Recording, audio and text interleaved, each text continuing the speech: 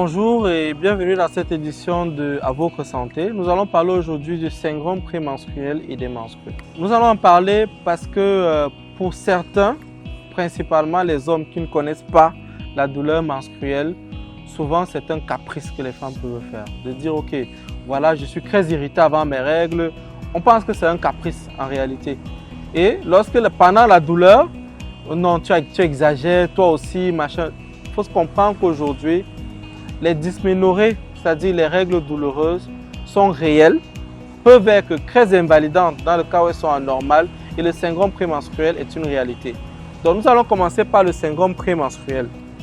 Le syndrome prémenstruel, c'est une succession de signes et de symptômes que la femme va ressentir avant sa période de menstrues.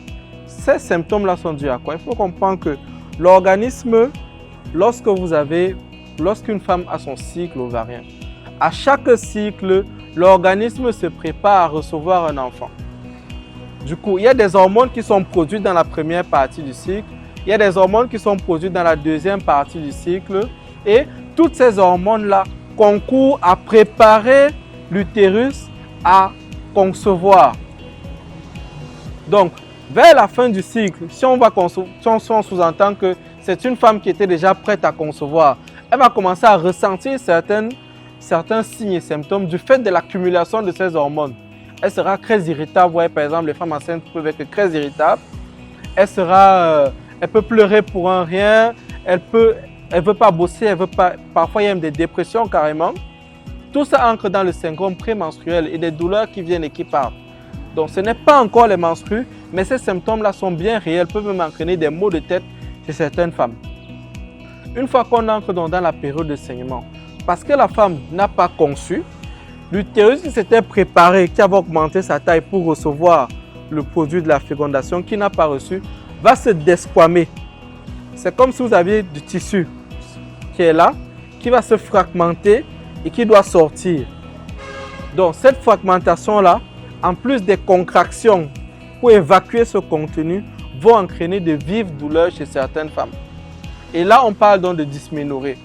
Dans les dysménorrhées, nous avons les dysménorrhées primaires et les dysménorrhées secondaires. C'est quoi les dysménorrhées primaires?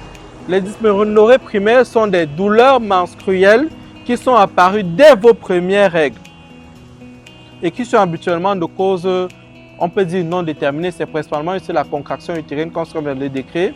Et si vous avez des dysménorrhées secondaires, donc une femme qui n'avait pas de douleur au début de ses règles, et qui développe secondairement des douleurs, là il y a un problème. Il y a une autre maladie qui est en train d'entraîner cette douleur. Ne vous dites pas forcément j'ai mal comme toutes les femmes. Si au début vous n'aviez pas mal et que secondairement vous avez mal, il faut aller consulter parce qu'il y a des causes. Les causes par exemple, ça peut être des infections, ce qu'on appelle des PID, Pelvic Inflammatory Diseases, donc des inflammations pelviennes qui sont dues à des infections chroniques telles que le chlamydia et le mycoplasme. Ces pathologies-là peuvent entraîner des dysménorrhées secondaires.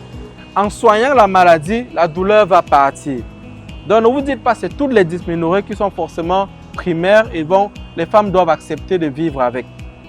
Donc, dans les dysménorrhées primaires, la femme va ressentir cette douleur qui sera au niveau du bas-ventre, qui peut parfois être légèrement latéralisée, associée à d'autres symptômes, comme on l'a dit, tels que des maux de tête, des douleurs abdominales, la fatigue et même des nausées et des douleurs au niveau du dos également. Tout ça fait partie du tableau de douleurs menstruelles. Et l'attitude à adopter, c'est dès lors où vous arrivez à maintenir vos activités quotidiennes, normalement, ne vous inquiétez pas, ça peut partir. Vous allez juste prendre des antidouleurs, des anti-inflammatoires sur prescription médicale, bien sûr. Mais si ces douleurs-là commencent à être invalidantes, vous n'arrivez plus à travailler, vous n'arrivez plus à aller, par exemple, aller à l'école ou à pratiquer les activités quotidiennes pendant vos menstrues, il faut aller consulter. Il y a des traitements qui existent pour vous aider à mieux vivre cette période de votre cycle qui revient quasiment tous les mois. Donc, à la limite, c'est un gros traumatisme pour les femmes de se dire, ok, pendant 5 jours de ma vie, chaque mois, je vis cette situation qui est très désagréable. Donc, il faut se faire accompagner lorsque ça devient très handicapant. Et le traitement, il y a des traitements qui existent pour ça, c'est pourquoi il faut savoir vous faire consulter. Donc, comprenons aujourd'hui qu'il y a des dysménorrhées primaires, il y a des dysménorrhées secondaires. Le syndrome prémenstruel est réel et en cas de dysménorrhée secondaire, il y a des traitements qui peuvent permettre de traiter ces douleurs menstruelles, mais également il y a des dysménorrhées primaires qui peuvent, dans certains cas, après le premier accouchement, normalement des dysménorrhées primaires doivent disparaître. Donc, une femme qui avait mal depuis le début de ses premières menstrues, normalement, s'il n'y a pas d'autres problèmes, après le premier accouchement, les douleurs doivent partir. Si ça ne part pas, il faut également en parler à votre gynécologue qui va faire certains examens pour exclure les causes de dysménorrhée secondaire et vous proposer un traitement adéquat. Merci.